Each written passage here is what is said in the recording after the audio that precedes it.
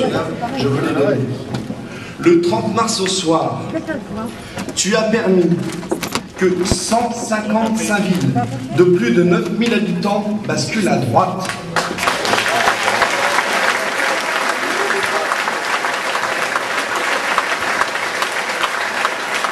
Est-il besoin de rappeler que c'est une performance historique sous notre 5e République, puisque finalement nous sommes aujourd'hui à plus de 55% des villes qui sont détenues par la droite et le centre.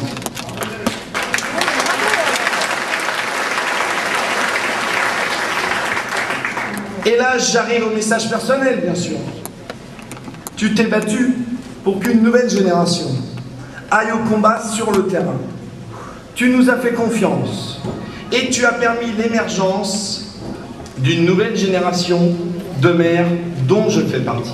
Merci Jean-François.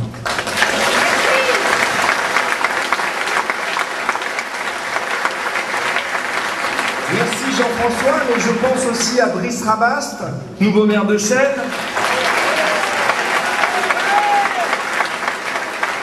Je pense à Juvisy-sur-Orge, je pense à Saint-Étienne, je pense à La Haye-les-Roses. Mais je pense aussi à toutes celles et ceux qui sont allés au combat, qui se sont battus avec conviction en portant haut et fort les couleurs de l'UMP sur des territoires difficiles. J'en ai ici, Noisy, Montreuil, Ivry, mais je pense à Camille Bedin qui est derrière moi à Nanterre. Je pense à Alexandre Cassaro à Forbach. Je pense à David Marguerite à Cherbourg et à bien d'autres. Je veux leur dire que nous avons besoin d'eux. Nous avons besoin d'eux car aucun territoire ne peut ni ne doit être finalement délégué à la gauche. La présence de l'UMP sur l'ensemble du territoire est une nécessité pour les prochaines échéances. Ce soir, nous avons ainsi l'occasion de prendre le temps de penser. Et j'allais presque dire penser, on peut l'écrire de deux manières, Jean-François. Penser, P-E-N-S-E-R, mais aussi penser, P-A-N-S-E-R. Et ce n'est pas un mot simple. Penser à l'engagement politique. Après tout, finalement, en ces temps où toutes ces caméras qui sont ici devant accusent, mais se font le relais, c'est pas elles qui sont les fautives, les hommes et les femmes politiques, de tous les maux, de toutes les malversations les plus ignobles, il est bon de se poser une question que je vais vous adresser à vous. Qu'est-ce que vous foutez là? Qu'est-ce que vous fichez là? Si on est aussi connus que ça.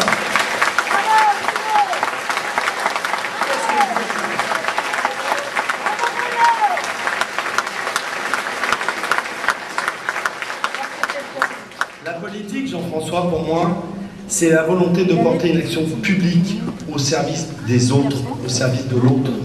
Tu sais, le respect très particulier que j'ai pour ce que certains appellent les invisibles. Ils sont dans la salle. Ceux qu'on ne voit pas sur les écrans de télévision, mais ceux qui tractent le matin de bonne heure, ceux qui collent les affiches, ceux qui tiennent des stands sur les marchés, ceux qui distribuent les tracts, même quand il fait froid et qu'ils ne plaisent pas.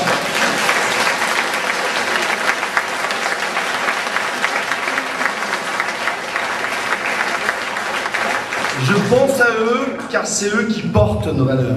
Des valeurs que nous partageons, Jean-François et moi. Ces valeurs, ce sont d'abord celles de la fidélité, de la loyauté. Et oui, ça existe, ce mot en français. Merci. Et c'est pour cela aujourd'hui que je t'accueille, Jean-François. L'idée du respect, tu le sais, c'était mon thème de campagne sur cette ville à l'époque de gauche. L'idée du respect pour moi n'est pas juste un slogan, c'est un marqueur que je veux qu'ensemble nous incarnions. Difficile d'incarner quelque chose. Nous avons changé d'air. Aujourd'hui, nous devons faire de la politique autrement. Nous devons écouter les gens. Mais on va avoir un problème. C'est qu'il faut écouter les vrais gens. Pas forcément ceux que rencontrent certains de nos amis, une certaine droite de cadre sup, branchés et bobos parisiens.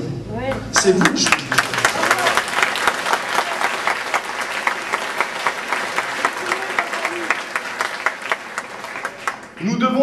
écouter, les respecter, et ensuite seulement traduire leurs attentes en politique publique, même si des fois ça étonne effectivement les grands penseurs, les énarques ou les administrations. Je sais qu'il est énarque, hein. Je le sais, et je le dis quand même. Il est guéri. Nous devons les écouter. L'action pour la réussite de tous nécessite d'abord et avant tout de porter attention à chacun de nos concitoyens. Quelles que soient leurs différences, leurs opinions, leurs croyances. L'autre valeur, c'est celle de la responsabilité. Et nous sommes élus, cadres ou militants, chacun responsable d'une partie finalement de l'intérêt général de notre pays. Ce qui nous anime, c'est la volonté de prendre notre juste part de responsabilité pour la bonne marche de la France. J'ose utiliser ce mot-là. Ces valeurs, ce sont celles aussi de la liberté. Nous avons la chance d'être dans une société de liberté où chacun peut agir grâce à un mot qui m'imprègne particulièrement. Moi, dont le père a débarqué en France en 1964, d'une autre nationalité, ancien policier, tard, incurable pour certains, pur produit de la Seine-Saint-Denis. Le mérite. Pas l'assistanat, pas la culture de l'excuse parce qu'on est fils d'ouvrier. Le mérite républicain. Voilà ce que nous devons porter.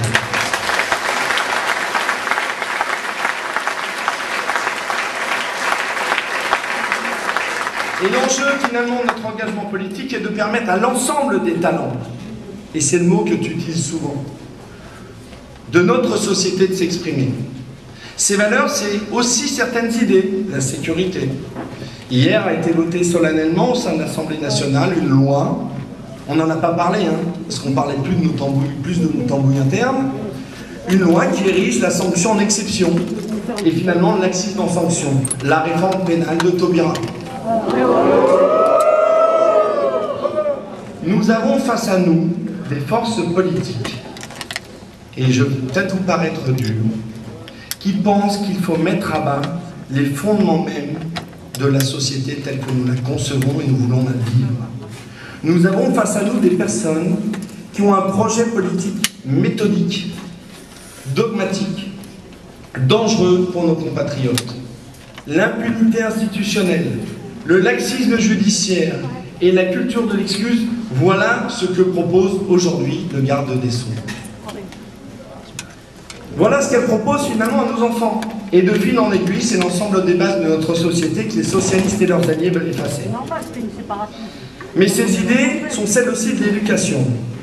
Ici, à Aulnay-sous-Bois, nous avons une ville finalement coupée en deux historiquement, le nord et le sud.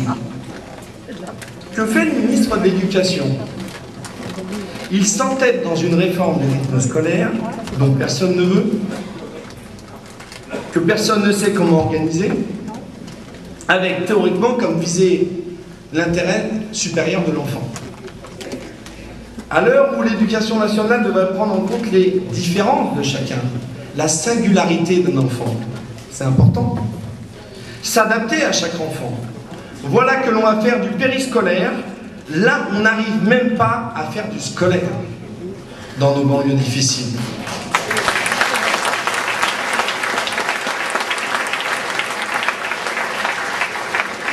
Certains enfants apprennent à lire en 3 semaines, d'autres en 1 an. Et pourtant, par dogme, ils sont dans les mêmes conditions, suivent les mêmes cours, ont les mêmes heures. Mais je pose une question à M. Hamon. Ne devrait pas prendre en compte, en charge, ces différences, plutôt que de les nier? Bien sûr, on va faire un procès.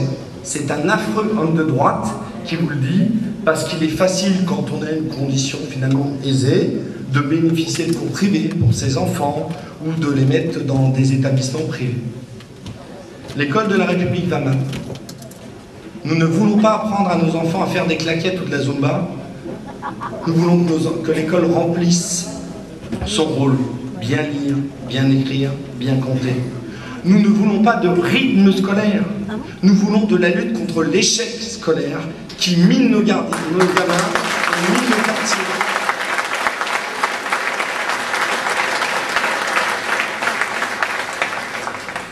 Alors je vais te faire une confidence, Jean-François. Ça va peut-être pas plaire. Cette semaine, Benoît Hamon a entamé un bras de fer avec les maires dont je fais partie qui lui écrivent 3 courriers, un silence bien évidemment dédaigneux. Je ne suis que le maire d'une petite ville de 83 000 habitants. C'est pas la peine de répondre à ces maires-là quand on est ministre. Même pas le plus obscur conseiller technique qui vous rappelle. Alors, face à son silence irrespectueux, moi j'aurais aimé une chose. C'est que toutes les vedettes de notre parti, qui sont sur tous les plateaux de télévision en ce moment, au lieu de rédiger l'acte de décès de l'UMP, ou de faire l'acte de vente, j'ai vu ce matin, du siège de l'UMP, mais parlent de ce dossier, parce que c'est ça qu'on attend d'eux. C'est ça que les élus de terrain attendent de nos hiérarques et de nos chefs.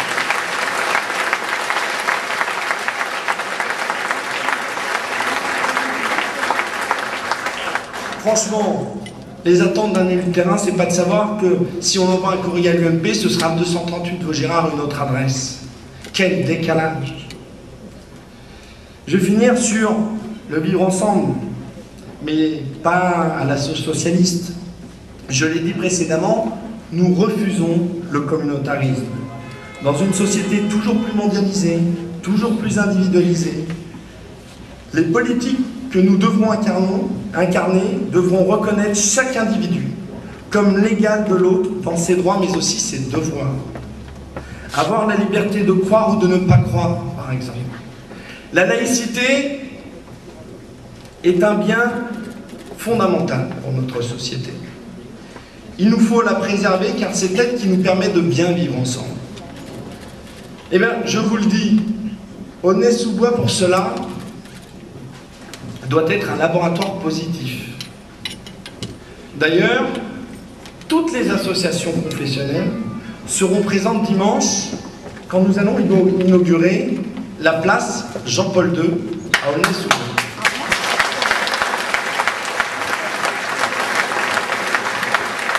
Et quand on s'amuse sur certains plateaux de télévision d'opposer les uns les autres, j'ai bien dit toutes les associations de toutes les religions seront présentes.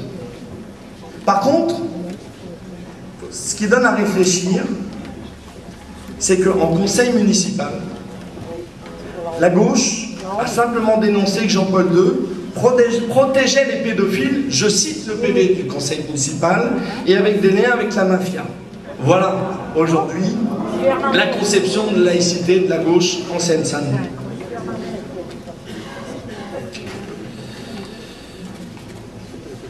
Alors, c'est tellement plus prégnant finalement, là je parle de sujets qui n'intéressent pas, parce que comme je le disais, pour une certaine caste parisienne, c'est plus facile de parler de notre cuisine interne que d'essayer de répondre à ces défis. 40% de musulmans en Aulnay-sous-Bois.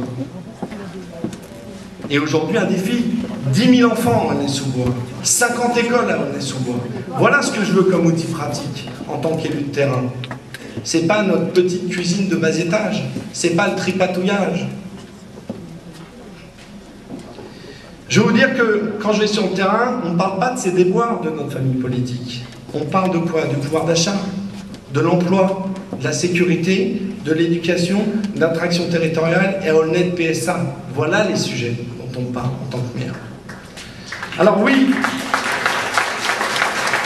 Jean-François, à Aulnay, comme dans d'autres villes, gagnées récemment par la droite, nous allons organiser la société de demain.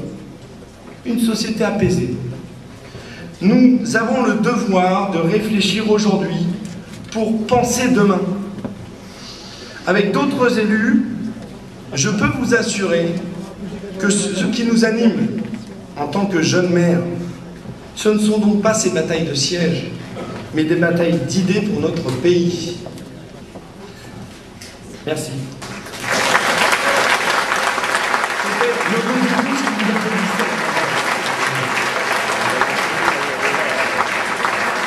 Et je vais peut-être paraître arrogant, mais à Aulnay-sous-Bois, nous voulons être le laboratoire de cette droite renouvelée qui émerge en ce moment avec ses nouvelles têtes.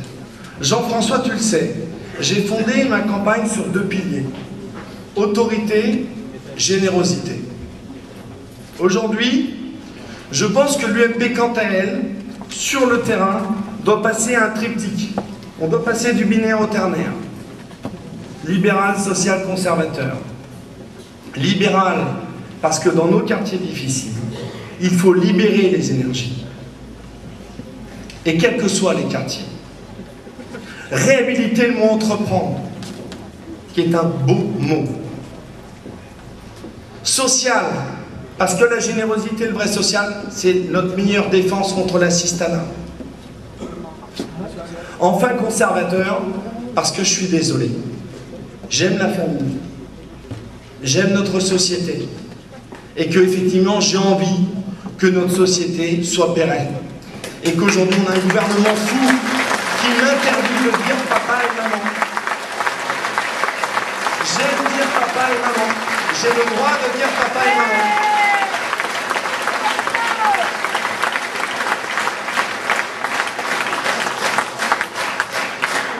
Merci. Merci pour tous les papas et mamans. Et c'est grâce à cette évolution que notre génération d'élus sera là pour faire de l'UMP un parti populaire, un grand parti de la droite et du centre. Merci à tous. Merci Jean-François.